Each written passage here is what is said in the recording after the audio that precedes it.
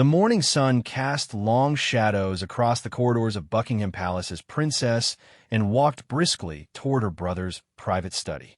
Her riding boots clicked against the marble floors, echoing through the grand hallways adorned with centuries of royal portraits. She carried herself with the same determined stride that had made her famous during her Olympic equestrian days. But today, there was something different in her bearing, a tension that spoke of urgent family matters. Charles was expecting her. They had arranged this meeting 3 days ago, after and had called him with obvious concern in her voice. "We need to talk, Charles," she had said simply. "About Camilla. About things you need to know." The king had been puzzled by his sister's tone, and was never one for drama or palace intrigue. If anything, she was known for her straightforward nature and her ability to cut through royal protocol when necessary. When and said they needed to talk, it meant something serious was happening. As she approached the ornate doors of the study, and noticed 2 of Camilla's personal staff members standing near the entrance. They seemed to be engaged in quiet conversation, but their presence struck her as odd. This wing of the palace was typically quiet during morning hours, and Charles's study was considered private territory, and nodded politely to the staff members and reached for the door handle. To her surprise, one of them stepped forward, a middle-aged woman named Mrs. Henderson who had been part of Camilla's household for several years. "Your Royal Highness," Mrs. Henderson said with a slight curtsy, "I'm afraid His Majesty is in an important meeting at the moment. Perhaps you could return later this afternoon," and paused, her hand still on the door handle. In all her years as a member of the royal family, no staff member had ever prevented her from entering her brother's study. The very suggestion seemed absurd. "I have an appointment with my brother," and said firmly. "He's expecting me." Mrs. Henderson's face remained politely neutral, but there was something in her eyes that suggested she was following specific instructions. "I understand, Your Royal Highness, but Queen Camilla has requested that His Majesty not be disturbed this morning. She's with him now, discussing matters of state." The words hung in the air between them, and felt a surge of anger rising in her chest, but she controlled it with the practiced ease of someone who had spent decades in the public eye. This was exactly the kind of behavior she had come to discuss with Charles. The way Camilla seemed to be increasingly controlling access to him, making decisions about his schedule without consultation. "I see," and said coolly. "And since when does Queen Camilla determine who can and cannot meet with the king?" Mrs. Henderson looked uncomfortable, but she held her ground. "I'm simply following instructions, Your Royal Highness. Perhaps if you could schedule another time through the proper channels." "The proper channels?" Anne's voice carried a note of incredulity. "I am his sister. I am a member of this family. There are no proper channels required for me to speak with my own brother." At that moment, the door to the study opened from within. Camilla emerged, looking elegant in a navy blue suit, her silver hair perfectly styled. When she saw Anne, her expression shifted almost imperceptibly, a flash of something that might have been annoyance before settling into a polite smile. "And, darling," Camilla said warmly, though, and noticed the warmth didn't quite reach her eyes. "What a lovely surprise. I was just finishing up some correspondence with Charles about the upcoming state visit. I have an appointment with my brother," and said directly, not bothering with pleasantries. "We arranged it 3 days ago." Camilla's smile remained fixed, and caught the slight tightening around her eyes. "Oh, how unfortunate. Charles is absolutely swamped today. The Prime Minister called an emergency meeting about the economic situation, and then there's the matter of the Commonwealth Summit preparations. I'm afraid he simply doesn't have time for family visits today," and looked past Camilla toward the study door, which remained partially open. She could see Charles sitting at his desk, seemingly unaware of the conversation happening just outside his door. He was reading what appeared to be official documents, a cup of tea steaming beside him. "Charles looks quite available to me," and observed. Camilla stepped slightly to the side, not quite blocking the doorway, but making it clear that and would have to push past her to enter. "I really must insist that you schedule properly next time. As Queen, I have certain responsibilities to ensure that His Majesty's time is used efficiently." The word struck and like a slap. The implication was clear. Camilla saw herself as a gatekeeper, someone who could decide when and how family members access the king. It was a level of presumption that went far beyond what and considered appropriate, even for a queen consort. I was not aware that family members now required royal appointments to speak with each other, and said, her voice growing colder. Perhaps you could explain this new protocol to me. Mrs. Henderson shifted uncomfortably, clearly wishing she could disappear. The tension between the two royal women was palpable, and she found herself caught in the middle of what was obviously a much larger conflict. Camilla's composure never wavered, and could sense the calculation behind her eyes. It's simply a matter of organization, and surely you understand the demands on Charles's time. Every minute of his day affects the monarchy, the government, the people. Family chats, while lovely, must be balanced against these greater responsibilities. Family chats. N's eyebrows rose. Is that what you think this is? At that moment, Charles's voice called out from within the study. Camilla? Who's at the door? I thought I heard N's voice. There was a moment of frozen silence. Camilla's smile became slightly strained, while N crossed her arms and waited to see how the queen would handle this direct contradiction of her claims about Charles being too busy. Just some staff matters, darling, Camilla called back smoothly. Nothing that can't wait, and stared at her sister-in-law in disbelief. The audacity of a lie was breathtaking. Here was Charles, clearly available and apparently unaware that, and was being turned away, while Camilla fabricated excuses about his unavailability. And Charles's voice came again, closer this time. Is that you? Come in, please. I've been waiting for you.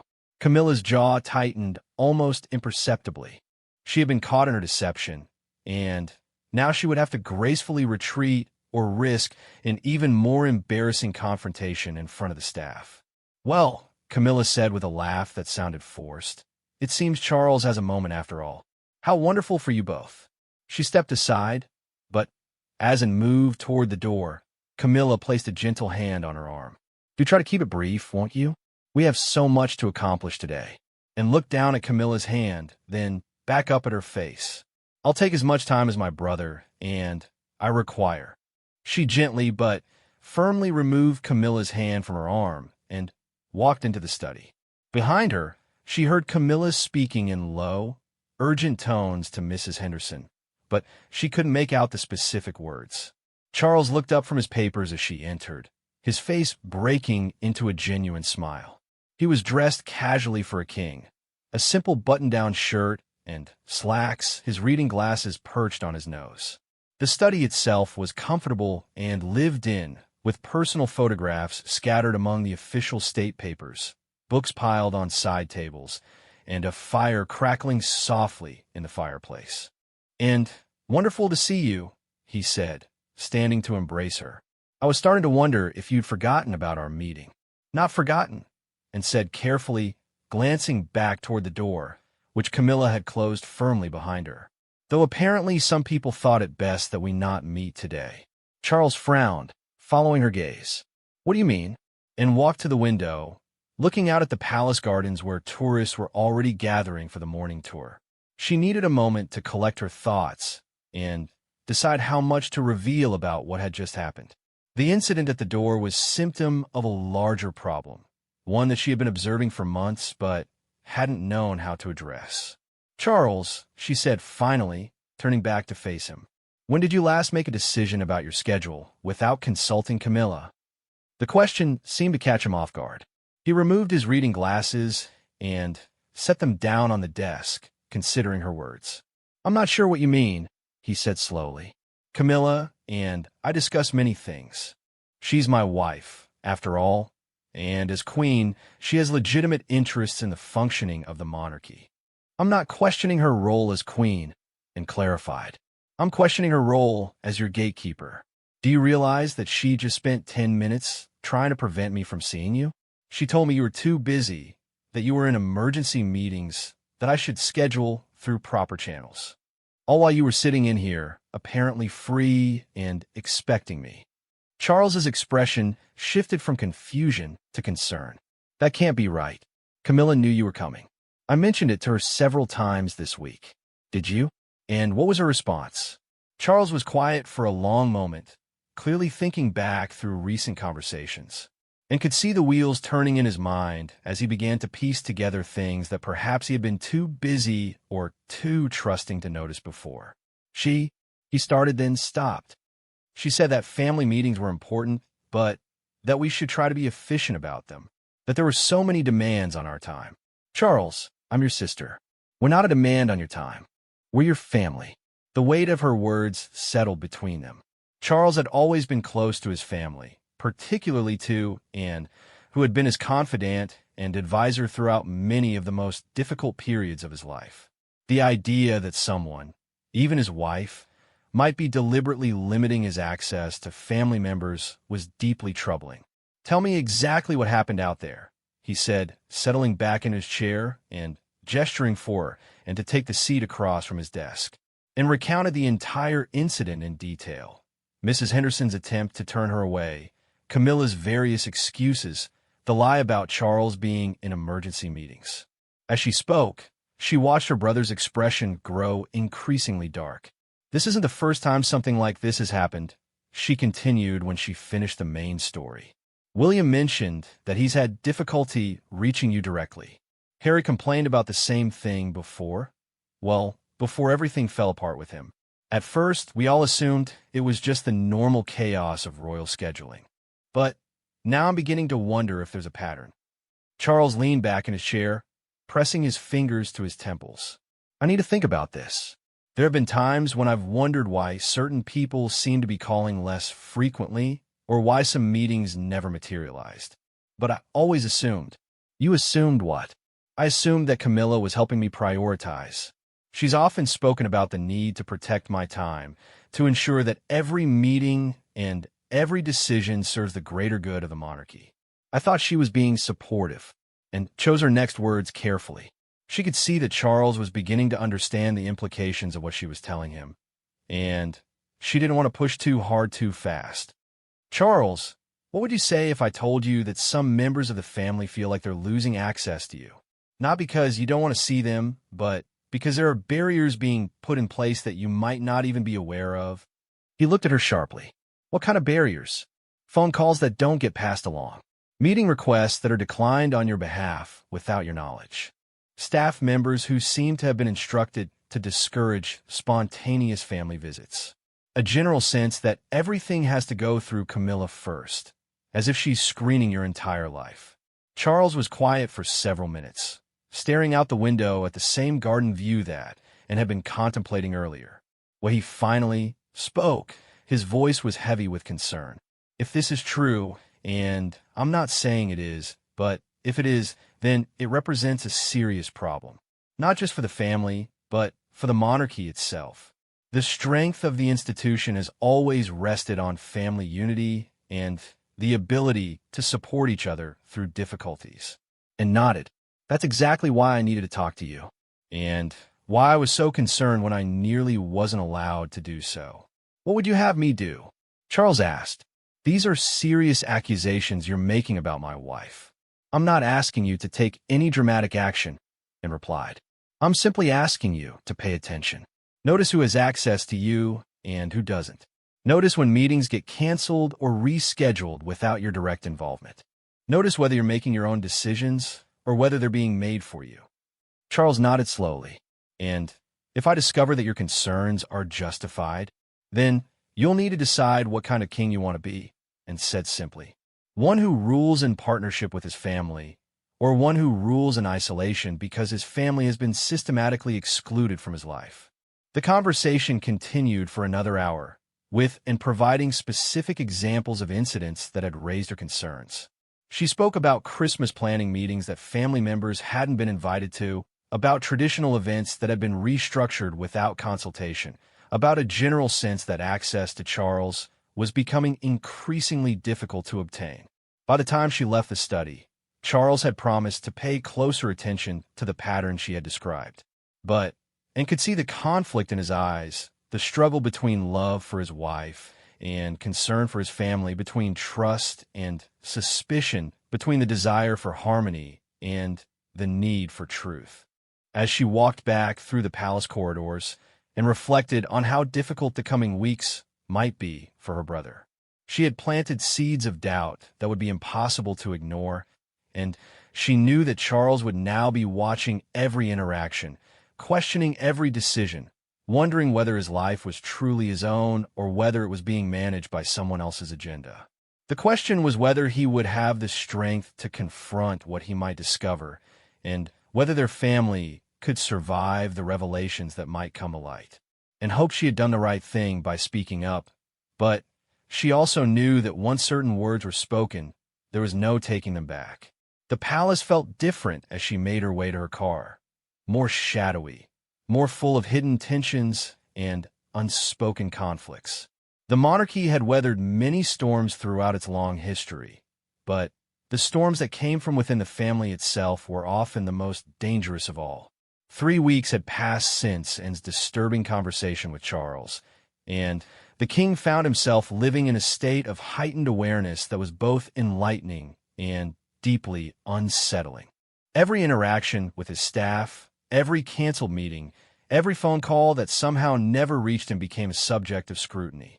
What he discovered during those weeks of careful observation shook him to his core. The pattern Anne had described was not only real, it was more extensive and systematic than either of them had imagined. Charles sat in his private office late one evening, reviewing a stack of correspondence that his personal secretary had finally brought to him directly. Among the letters were several from family members that had been marked as handled by Camilla's office, though he had never seen them before. There was a heartfelt note from his cousin Peter Phillips about wanting to discuss his children's education, a formal invitation from his nephew David Lindley to attend a charity art exhibition, and, most troublingly, a letter from his own son William requesting a private meeting about concerns regarding palace security protocols. All of these letters were dated between 2 and 6 weeks earlier. All had been responded to with polite declines, supposedly on Charles's behalf, citing his busy schedule and suggesting that matters be discussed through appropriate channels at a later date. Charles had written none of these responses. He had never even seen the original letters. The realization hit him like a physical blow. His own son, the heir to the throne, had been turned away by staff members acting under instructions that Charles had never given. William had reached out about legitimate security concerns, and instead of reaching his father, his request had been deflected and dismissed.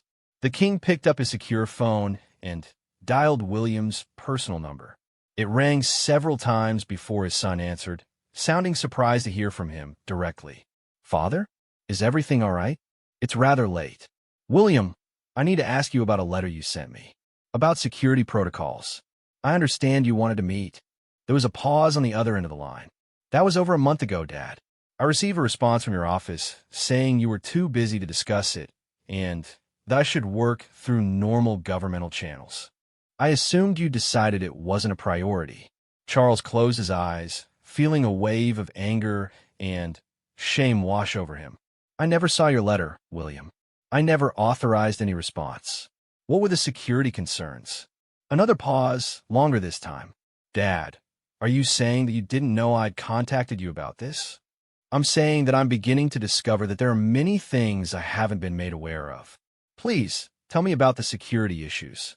For the next 20 minutes, William explained his concerns about gaps in the protective protocols around several upcoming public events. They were legitimate, serious issues that required the king's direct attention and approval to address. Charles found himself wondering how many other critical matters had been filtered away from him without his knowledge. "William," Charles said when his son had finished, "have there been other times when you've tried to reach me directly and been told I was unavailable?" "Frequently," William admitted, "but I assumed that was just the reality of your position. The demands on your time are enormous, and I understood that family matters might not always take precedence." "Family matters should always have a direct line to me," Charles said firmly. "You are my son and the future king. Catherine is my daughter-in-law. George, Charlotte, and Lewis and my grandchildren. There should never be a situation where you cannot reach me directly if needed. After ending the call with William, Charles sat alone in his office, staring at the stack of intercepted correspondence. The scope of what was happening was becoming clear, and it was far more serious than simple overprotective scheduling. Someone had systematically taken control of his communications, deciding unilaterally what deserved his attention and what did not. The most chilling aspect was the sophistication of it. Responses had been sent in his name, using language and phrasing that sounded like his own voice. Meetings had been declined with plausible explanations. People who tried to reach him were given logical-sounding reasons why he was unavailable, and often offered alternative solutions that seemed reasonable on the surface. But the cumulative effect was that Charles had been gradually isolated from many of the people and issues that mattered most to him, all while believing that he was simply experiencing the normal pressures of kingship. Charles made a decision. He needed to understand the full extent of what was happening, and he needed to do it quietly. Tomorrow, he would begin his own investigation. The next morning, Charles arrived at his office earlier than usual and asked his personal secretary, James Morrison, to join him for coffee. Morrison had been with the royal household for over 15 years and was known for his discretion and loyalty. James, Charles began carefully, I need to ask you some questions about correspondence and scheduling, and I need your complete honesty. Morrison straightened slightly, sensing the serious tone. Of course, Your Majesty. In the past several months, have you been instructed to filter my mail or decline meetings without consulting me directly? Morrison's face went through several expressions: surprise, discomfort, and, finally, resignation. Sir, I think we should speak privately about this matter. Charles gestured to the closed office door. We are speaking privately. No, sir. I mean away from the palace entirely. There are sensitivities that I believe you need to be aware of. The fact that his own secretary felt the need to meet away from the palace to discuss palace business sent a chill through Charles. Are you suggesting that our conversation might be overheard or reported to others? I'm suggesting that there are protocols in place that I believe you may not be fully aware of, and that some members of the household staff have been given instructions that may not have come directly from you. Charles stared at Morrison for a long moment. Very well. Meet me at the club this evening at 7. And, James, not a word of this conversation to anyone else. That afternoon, Charles went through the motions of his scheduled appointments while his mind raced with implications. During a meeting with the Prime Minister about trade negotiations, he found himself wondering whether the briefing papers he'd received were complete or whether certain information had been filtered out. When Camilla joined him for lunch and mentioned that she'd had to decline several social invitations on their behalf because of scheduling conflicts, he wondered whether he would have wanted to accept any of those invitations if he'd been consulted. The most unsettling moment came when Camilla casually mentioned that princess and had called that morning asking to schedule another meeting with him. I told her you were completely booked through the end of next month, Camilla said while cutting her salad. She's been rather persistent lately about wanting family time. I do understand the importance of family, but surely she can see that your responsibilities must come first. Charles set down his fork and looked at his wife directly. What exactly did and want to discuss? She didn't specify, just another one of her family meetings. You know how she can be very intense about maintaining connections and traditions. I'm sure it can wait until your schedule clears up. I would prefer to hear from and herself about what she wants to discuss. And I would prefer to make my own decisions about when I'm too busy to see my sister. Camilla looked at him with surprise. Of course, darling. I was simply trying to protect your time. You seem so stressed lately with all the parliamentary issues and the Commonwealth meetings. I know what you thought, Charles interrupted gently but firmly. But from now on, I'd appreciate it if you would consult me before declining meetings on my behalf, particularly with family members. There was a moment of tension between them. Camilla's smile became slightly fixed, and Charles could see her mind working behind her eyes. Certainly, she said finally. I was only trying to help, but I understand if you prefer to handle those decisions personally. The conversation moved on to other topics, but Charles noticed that Camilla seemed more subdued for the rest of the meal. He also noticed that she excused herself immediately after lunch to make some phone calls, speaking in low tones to someone about adjusting protocols and new preferences. That evening, Charles met James Morrison at his club in St. James's. The older gentleman's club was nearly empty at that hour, providing the privacy they needed for what Charles suspected would be a difficult conversation. Morrison looked uncomfortable as they settled into leather chairs near a fireplace, away from the few other members present. "Sir," Morrison began, "what I'm about to tell you is going to be difficult to hear, but I believe you need to know the truth about how your household has been operating." Charles nodded grimly. "Go ahead." "For the past 8 months, Mrs. Henderson from Queen Camilla's office has been intercepting a significant portion of your personal correspondence. Not all of it, just letters and calls from specific individuals. Family members, certain longtime friends, some charitable organizations you've been personally involved with." Charles felt his stomach tighten. On whose authority? "She claims to be acting on Queen Camilla's direct instructions, which she says come from her desire to streamline communications and focus on official state business." "I gave no such instructions." Morrison nodded. "I suspected as much. When I questioned the protocol, I was told that the Queen was acting as your representative in these matters, and that questioning her authority was inappropriate." "What happened to the intercepted correspondence?" "Some letters are responded to with polite declines. Others are simply filed away. Phone messages from family members are often not passed along, with callers being told you're in meetings or traveling. Mrs. Henderson has become quite skilled at providing plausible explanations for your unavailability." Charles rubbed his temples, feeling a headache building. "How extensive is this?" Morrison reached into his briefcase and withdrew a folder.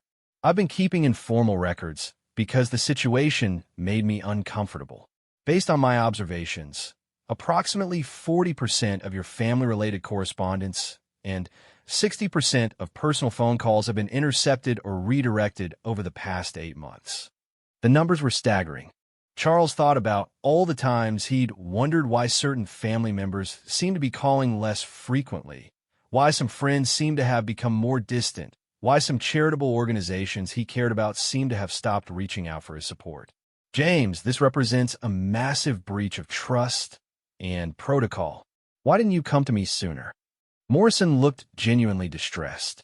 "Sir, Mrs. Henderson made it clear that she was acting on direct orders from the Queen, and that interfering with her work would be seen as insubordination. She also mentioned that staff members who failed to support the new efficiency protocols might find their positions in jeopardy." "She threatened your job?" "Not directly, but the implication was clear. And, sir, there have been changes in staffing. 3 longtime household members have left in recent months, all of whom had expressed concerns about the new protocols." Charles felt a surge of anger unlike anything he'd experienced in years. The systematic nature of what had been done was breathtaking in its audacity. Not only had his communications been intercepted and controlled, but staff members had been intimidated into compliance or forced out entirely. "I need you to compile a complete report," Charles said firmly. "Every intercepted letter, every blocked phone call, every meeting that was declined without my knowledge. I want documentation of everything." "Yes, sir. There's something else you should know." Charles looked up from his contemplation of the fire. "Mrs. Henderson has been coordinating with other staff members in different departments. Your private secretary's office, the scheduling department, even some security personnel. She's created what amounts to a shadow communication system that routes around you while appearing to operate with your full approval." The implications were staggering. Charles realized that he had been systematically cut off from significant portions of his own life and responsibilities, all while being kept unaware that it was happening. "James, I need you to prepare a list of everyone who has been involved in these protocols, and I need you to do it quietly. Can you manage that?" "Yes, sir. But, sir, there's one more thing. Mrs. Henderson has been in regular communication with Queen Camilla about these matters. Daily briefings about what correspondence has been intercepted and how it's been handled. Charles stared into the fire for several long minutes, processing the full scope of what he'd learned. His wife, the woman he loved and trusted, had orchestrated a comprehensive system to control his access to family, friends, and personal interests. She had done it under the guise of protecting him and supporting the monarchy, but the effect had been to isolate him from many of the people and causes that gave his life meaning. The question now was what he intended to do about it. James, I wanted to quietly restore normal protocols immediately. All correspondence comes to me directly. All meeting requests from family members come to me directly. No one, and I mean no one, has the authority to decline meetings or respond to letters on my behalf without my explicit approval. Yes, sir. And Mrs. Henderson. Charles was quiet for a long moment. Mrs. Henderson is no longer authorized to handle any aspect of my correspondence or scheduling. Make that clear to everyone in the household. Yes, sir. Should I inform Queen Camilla of these changes? Charles stood up slowly, feeling the weight of what lay ahead. No, James. I'll handle that conversation myself. As he left the club and walked toward his waiting car, Charles reflected on how much his world had changed in the space of a single conversation. Tomorrow, he would have to confront his wife about a betrayal that cut to the very heart of their relationship and his role as king. Tonight, he simply needed to process the magnitude of what he'd learned and prepare himself for what was likely to be one of the most difficult conversations of his life. The following morning brought an unseasonably gray sky over Buckingham Palace, matching Charles's somber mood as he prepared for what he knew would be one of the most consequential conversations of his marriage. He had spent most of the night awake, reviewing Morrison's preliminary report and grappling with the reality of what Camilla had orchestrated. The evidence was overwhelming and methodical. Morrison had managed to compile a staggering list of intercepted communications, 47 letters from family members over the past 8 months, 36 declined meeting requests, and countless phone calls that had been filtered away. The pattern was clear and deliberate. Camilla had systematically isolated him from his family, while maintaining the appearance that these decisions were his own. Charles had asked Camilla to meet him in his private study at 10 o'clock, telling her only that they needed to discuss some household management issues. He wanted to give her an opportunity to explain herself before he revealed the full extent of what he knew. As the appointed hour approached, Charles arranged Morrison's documentation on his desk, organizing the evidence chronologically. The progression was telling. What had started as occasional interventions had gradually escalated into comprehensive control over his personal communications.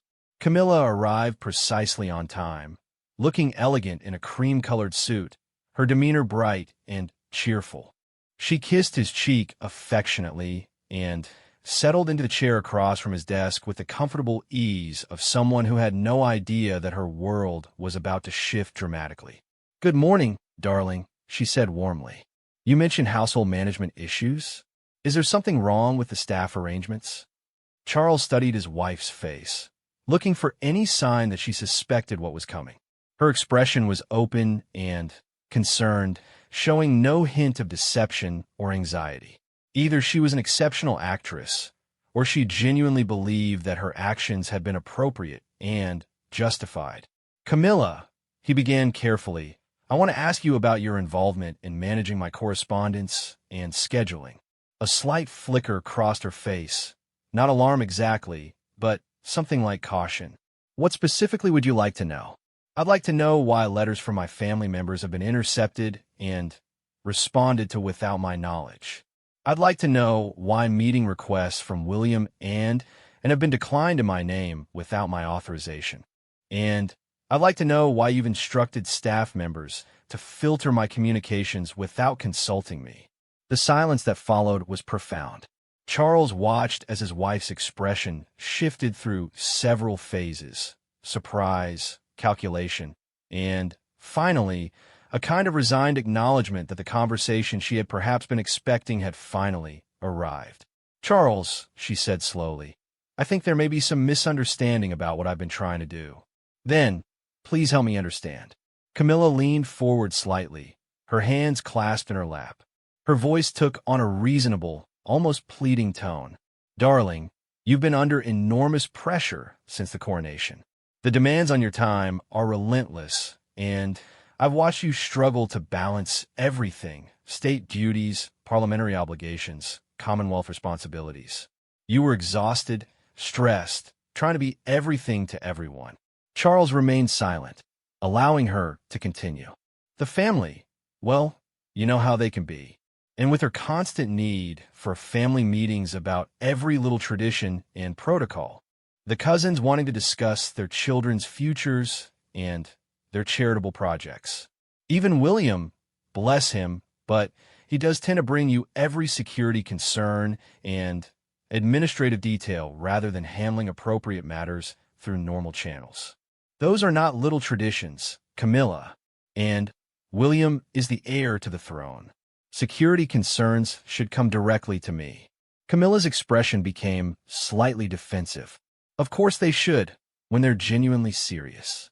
But many of these requests were for things that could easily be handled by other people or discussions that could wait until your schedule was less demanding. Charles picked up the first document from Morrison's report, a letter from and dated 3 months earlier. This letter from my sister was about planning the Christmas family gathering. According to this response, which was sent in my name, I declined to participate in the planning and suggested that Camilla would handle all arrangements herself. He handed her the letter and the response. I never saw this letter, Camilla. I never authorized this response. And I certainly never agreed to completely remove myself from Christmas planning. Camilla took the documents, scanning them quickly. Well, yes, I did handle this one. You were dealing with the crisis in Scotland at the time, and the Christmas arrangements really could wait. You thought you would make the decision for me without consulting me. I thought I would protect you from unnecessary stress during a difficult period. Charles picked up another document, William's letter about security protocols. And this? My son's concerns about security arrangements were unnecessary stress. Camilla's composure began to crack slightly. Charles, you're taking these examples out of context. I was trying to help you prioritize. The burden of kingship is enormous, and someone needs to ensure that your energy goes toward the most important matters. And you decided that you were qualified to determine what matters are important to me. I decided that as your wife and as queen, I had a responsibility to support you in the most effective way possible. Charles stood up and walked to the window, needing a moment to control his anger before continuing. When he turned back to face her, his voice was quiet but firm. Camilla, what you've described is not support. It's control. You've systematically cut me off from my family and filtered my access to information that I needed to make informed decisions. You've done it in a way that made me believe the isolation was natural, that my family was simply respecting my busy schedule. Camilla's eyes flashed with something approaching anger. Your family was monopolizing your time and energy. Do you realize how often it calls? How many urgent matters William brings to you that could easily be handled by others? They were treating you like a private citizen who had unlimited time for family chats, not like a king with responsibilities to 67 million people. I'm both a king and a private citizen. I'm both a monarch and a father, a brother, a husband. Those roles are not mutually exclusive. Sometimes they have to be, Camilla said firmly. Sometimes being an effective king requires difficult choices about how you spend your time and energy. I was trying to help you make those choices. Charles returned to his desk and picked up Morrison's comprehensive report. According to my secretary's records, you've been involved in intercepting or redirecting approximately 40% of my family-related correspondence over the past 8 months. 40%, Camilla. That's not helping me prioritize. That's cutting me off from my family. Camilla stared at the report, and for the first time, she seemed to grasp the full scope of what had been documented. I didn't realize it was quite that much. You didn't realize, or you didn't want to acknowledge what you were doing. There was another long silence. When Camilla spoke again, her voice was quieter, more subdued. Charles, I genuinely believed I was helping you. The pressure you've been under since becoming king, I've watched it affect your health, your sleep, your peace of mind. Every phone call from family seemed to bring another obligation, another responsibility, another demand on your time. My family is not a demand on my time. My family is the foundation that makes everything else possible. But they don't understand the constraints you're operating under now. They still think of you as Prince Charles, who had time for long conversations about every family matter. You're the king now. Everything is different. Charles sat back down, studying his wife's face. He could see genuine distress there, but also something else, a stubborn conviction that her actions have been justified, even if her methods have been flawed. Camilla, let me ask you directly. Do you believe you have the right to determine who I see and what information I receive? I believe I have the right and the responsibility to help you be the best king you can be. That's not what I ask you. Camilla was quiet for several moments, and Charles could see her struggling with the implications of answering honestly. I believe, she said finally, that as your wife and as queen, I have a responsibility to protect you from unnecessary pressures and to help you focus on your most important duties. Even if that means lying to me about why family members aren't reaching out, even if it means responding to letters in my name without my knowledge, even if it means cutting me off from relationships that are important to me. I never meant for it to go that far. But that's exactly what happened, isn't it? Camilla covered her face with her hands, and for the first time since the conversation began, she looked genuinely upset rather than defensive. Charles, I know how this looks. I know that what I did was wrong in many ways. But you have to understand, I've watched what the pressures of kingship have done to you, and I was terrified that you're going to burn yourself out trying to be everything to everyone. So you decided to manage my life without my knowledge or consent. I decided to try to protect you. Charles leaned forward, his voice growing more intense. Protect me from what? From my own sister? From my own son? From people who love me and want to support me? From the impossible expectations that everyone has of you, including your family. The rawness in her voice surprised Charles. He could see that beneath the elaborate justifications and defensive explanations, Camilla was genuinely afraid. Afraid that the demands of kingship would overwhelm him. Afraid that he would sacrifice his health and well-being for others. Afraid that she would lose him to the endless obligations of the crown. But fear, Charles realized, did not justify deception on this scale. Camilla, he said more gently, I understand that you were worried about me. I appreciate that your intentions may have been protective. But what you did was fundamentally wrong. You can't protect me by cutting me off from my family. You can't support me by lying to me and making decisions for me without my knowledge. Camilla looked up at him with tears in her eyes. What happens now? Now we have to figure out how to repair the damage that's been done. I need to call William and explain why they've been shut out. I need to review every piece of correspondence that was intercepted and determine what requires follow-up. I need to rebuild trust with family members who may feel abandoned or dismissed. And us? What happens to us? Charles was quiet for a long moment, considering the weight of that question. I don't know yet. What you did represents a serious betrayal of trust, not just between us as husband and wife, but between us as king and queen. I need time to process what this means. Camilla nodded slowly, tears now flowing freely down her cheeks. I am sorry, Charles. I truly believed I was helping you, but I can see now how wrong I was. I hope that's true, Charles said quietly, because if we're going to move forward, I need to know that you understand why what you did was so damaging, and I need to know that nothing like this will ever happen again. They sat in silence for several minutes, the weight of the conversation settling between them. Outside, the gray morning had given way to steady rain, and Charles could hear the distant sounds of palace staff going about their duties, unaware that the very foundation of the royal household's leadership had just been shaken. Finally, Camilla stood up slowly. I'll speak to Mrs. Henderson and the others. I'll make it clear that the protocols are changing back to normal. No, Charles said firmly. I'll handle that myself. From now on, all changes to household protocols come directly from me.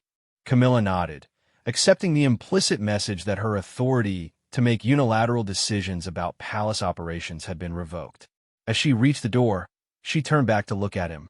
"Charles, I know you may not believe this right now, but everything I did came from love. I love you, and I was terrified of watching the crown destroy you the way it destroyed your mother." Charles looked at his wife, this woman he had loved for decades, who had stood by him through scandal and criticism, who had finally become his queen. "I know you love me, Camilla, but love without trust and honesty isn't enough to sustain a marriage or a monarchy."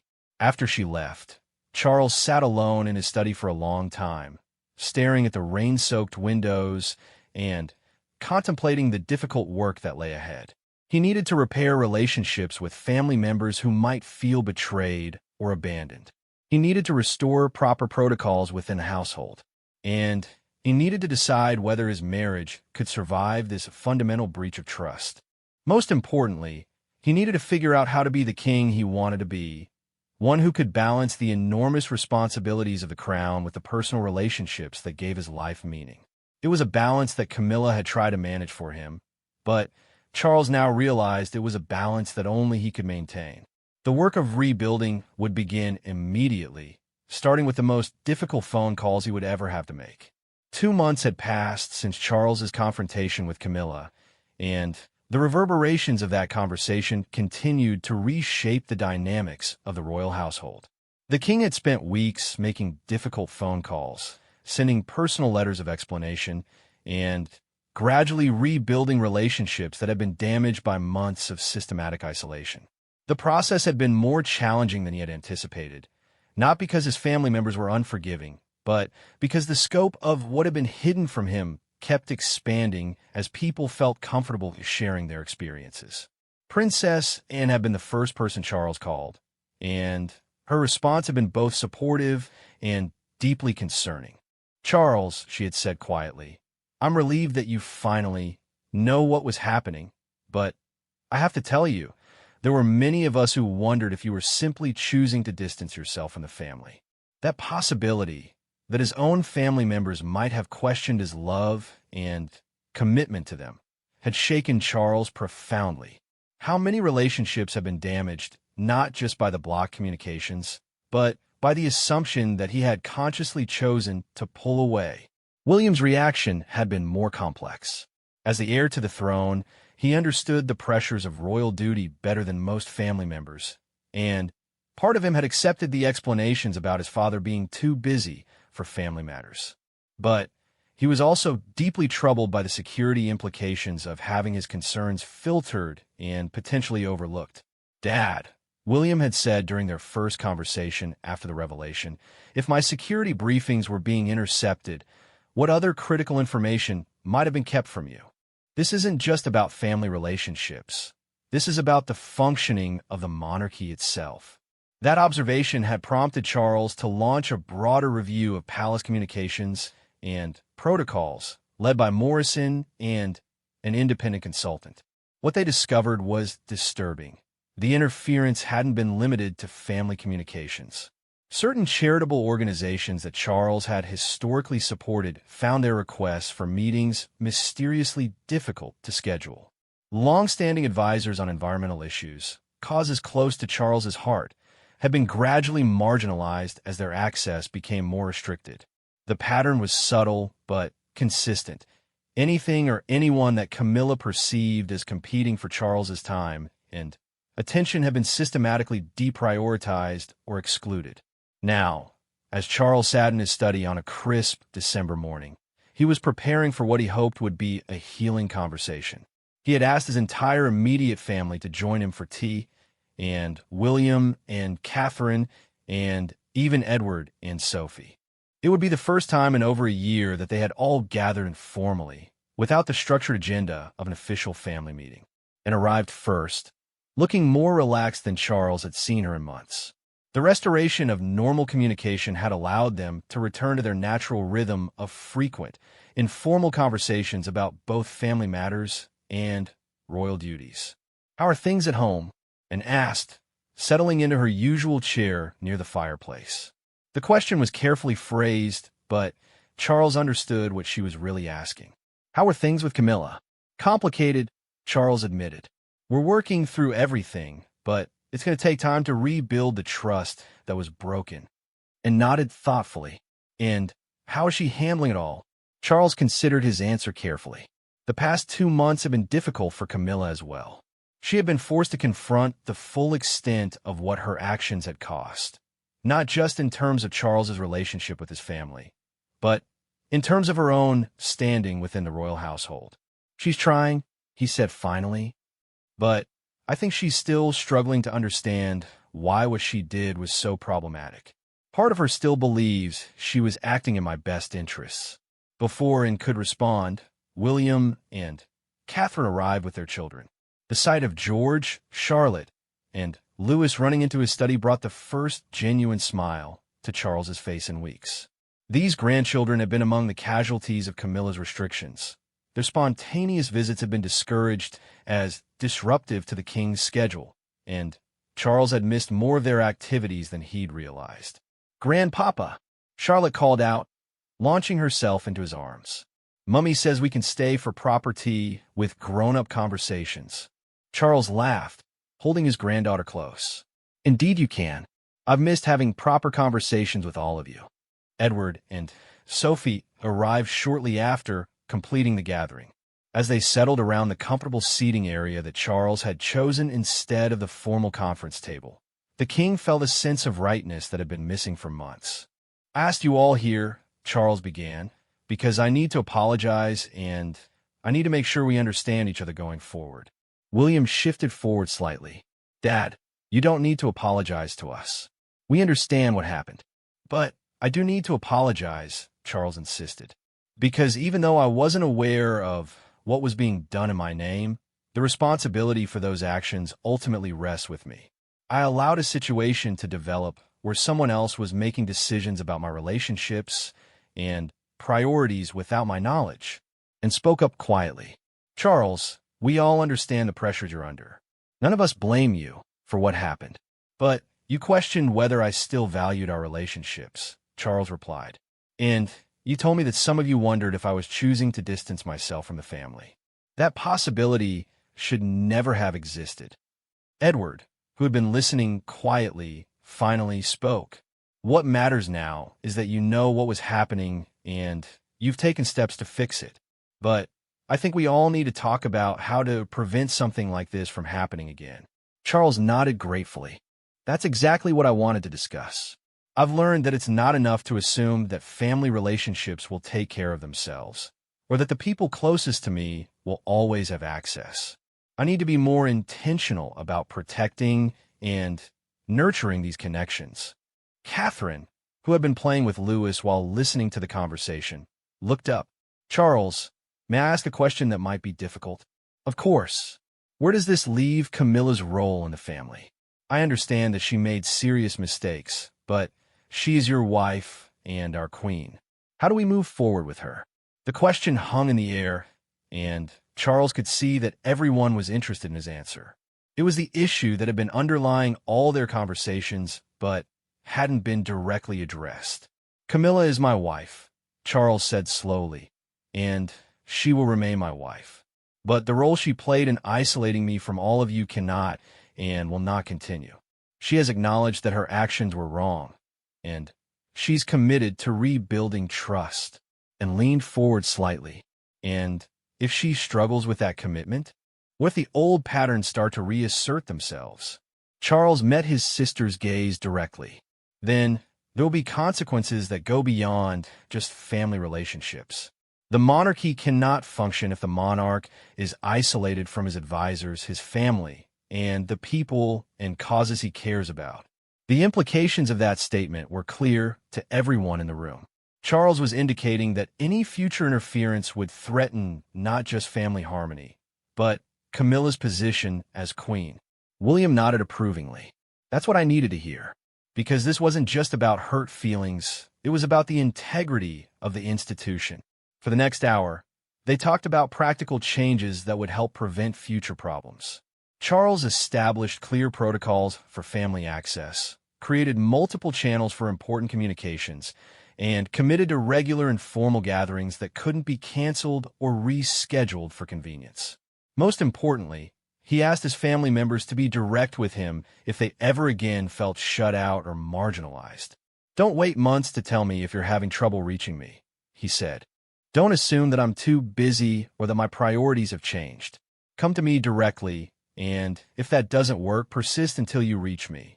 As the afternoon progressed, and the formal conversation gave way to more relaxed family time, Charles felt a profound sense of relief.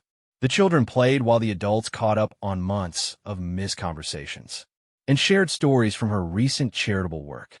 William and Catherine talked about the children's school activities. Edward and Sophie described their upcoming travel plans. It was the kind of easy, natural family interaction that Charles had been unconsciously missing for months without fully understanding why it had disappeared. When everyone was preparing to leave and lingered behind for a private moment with her brother, "Charles," she said quietly, "I need you to know that what you've done, acknowledging the problem, taking responsibility, making changes, that takes real strength. Not every person in your position would have been willing to admit that something this fundamental had gone wrong." Charles smiled sadly. "I should have seen it sooner. I should have paid more attention to the patterns you tried to show me. You saw it when you needed to see it. And you acted decisively when you understood what was happening.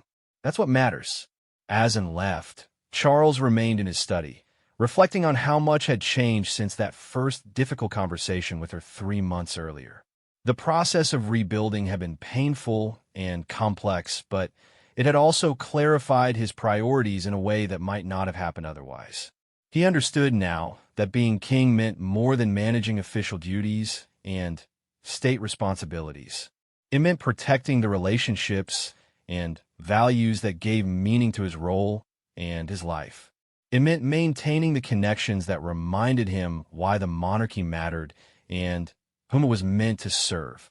Later that evening, as Charles was reviewing his schedule for the following week, a schedule that now included several family-related commitments that would have been filtered out under the old system, Camilla knocked on his study door. "Come in," he called, looking up from his papers. She entered quietly, looking more subdued than usual. Over the past 2 months, their relationship had been slowly rebuilding, but it was different now, more cautious, with an awareness of how easily trust could be broken. "How did the family gathering go?" she asked, settling into the chair across from his desk. "It went well," Charles replied. "It felt like coming home, in a way." Camilla nodded slowly. "I am glad. They love you very much, and they were worried about you." "Yes, they were. And I'm beginning to understand how much damage was done by keeping me isolated from that love and concern." There was a moment of silence between them. Then Camilla spoke again, her voice quiet but determined. "Charles, I want you to know that I've been thinking a lot about what I did and why I did it. I've been talking to someone, a counselor, to try to understand my own motivations better." Charles looked at her with surprise. Camilla had never been one to seek outside help for personal issues, preferring to handle problems privately. "What have you learned?" "I learned that I was afraid," she admitted. "Afraid that I would lose you to the impossible demands of kingship. Afraid that you would sacrifice yourself for everyone else's needs and expectations. And I think I was also afraid that your family would always come first, and that there wouldn't be enough left of you for me." The honesty of her admission touched Charles, even as it highlighted the fundamental misunderstanding that had led to their crisis. "Camilla," he said gently, "loving my family doesn't diminish my love for you. Supporting them doesn't reduce my commitment to you. If anything, having their support makes me stronger and more capable of being the husband and king that you need me to be." Camilla nodded, tears forming in her eyes. "I understand that now. But at the time, it felt like a zero-sum game. Like every minute you spent with them was a minute you weren't spending with me. Every problem you solved for them was energy you weren't investing in our life together." "That's not how love works," Charles said softly. "Love multiplies, it doesn't divide. I know that now. And I'm committed to proving that I understand it, not just with words, but with actions." Charles studied his wife's face, looking for signs of the genuine understanding and commitment she claimed to have found. What he saw gave him cautious hope. Not the defensive justifications of their earlier conversations, but what appeared to be real comprehension of the magnitude of what had been lost and what needed to be rebuilt. "It's going to take time," he said finally, "for me to fully trust again, for the family to feel comfortable around you again, for all of us to find a new way forward. I know, and I'm prepared to do whatever work is necessary." As Camilla left his study that night, Charles returned to his papers with a sense that perhaps, finally, they were beginning to move in the right direction. The road back to full trust and harmony would be long, but for the first time since the crisis began, he felt genuinely hopeful that the journey was possible. Outside his windows, the lights of London twinkled in the darkness, and Charles thought about the millions of people who looked to the monarchy for stability and continuity. The events of the past few months had taught him that the strength of the institution depended not just on ceremony and tradition, but on the authentic human relationships that sustained it. He had learned that being king meant protecting those relationships as carefully as he protected any state secret, and that the crown was only as strong as the love and trust that surrounded it. In the end, perhaps that was the most important lesson of all.